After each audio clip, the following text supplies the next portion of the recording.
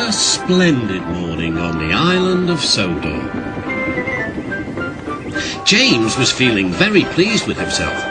His red paint gleamed in the sunshine as he sped along the line. He reached the junction just as Percy puffed in with some trucks. James was surprised to see him. What are you doing here, Percy? You should be at the next station by now. You're late. I know, sighed Percy. These trucks have been troublesome all morning. That's no excuse, Percy, snorted James. Nothing should stop us. The Fat Controller relies on us to be on time. Now, if you'll excuse me, I'll be on my way. And James puffed importantly away. Bossy buffers, muttered Percy.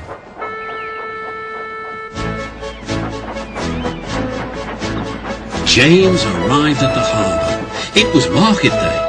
The harbour yard was filled with the sweet smell of fruit from faraway lands. The fruit was delivered in big ships. James watched as strawberries, oranges, melons and bananas were carefully loaded into his trucks. Then he set off for the station on the main line.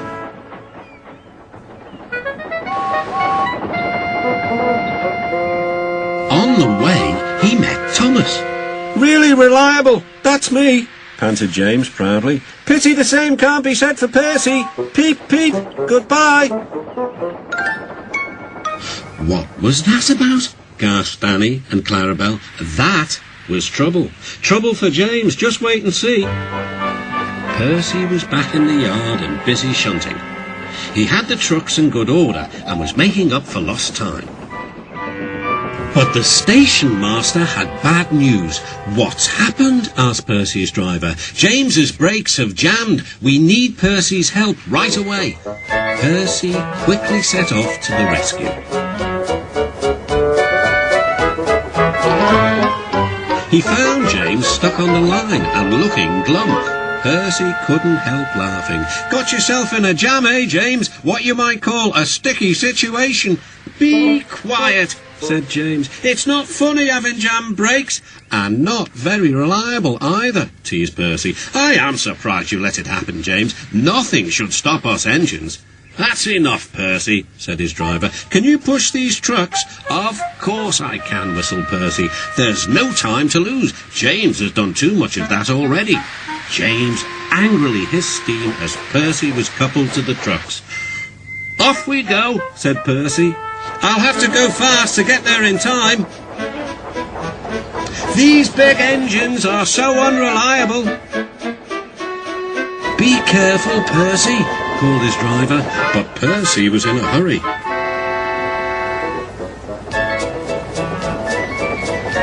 He didn't see that the points had failed and that he had been diverted into a siding.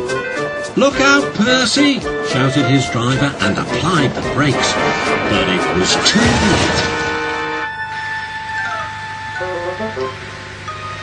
The driver and the fireman had jumped clear, but squashed fruit squirted all over Percy.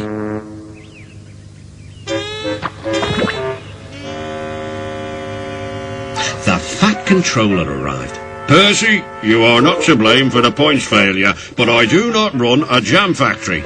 Yes, sir. No, sir. And Percy squelched sadly away. That night, the shed was silent. James and Percy felt very sorry for themselves. At last, Thomas spoke. You know, he said to no engine in particular, there's more than one way to get jammed. We all learned that today. Still there was silence. What's more, continued Thomas, we also learned that sometimes when engines help each other out of a jam, things can still go wrong. So, said a voice. So, finished Thomas, that means we learned a lot today, and therefore, then came a chorus. We're really useful engines after all.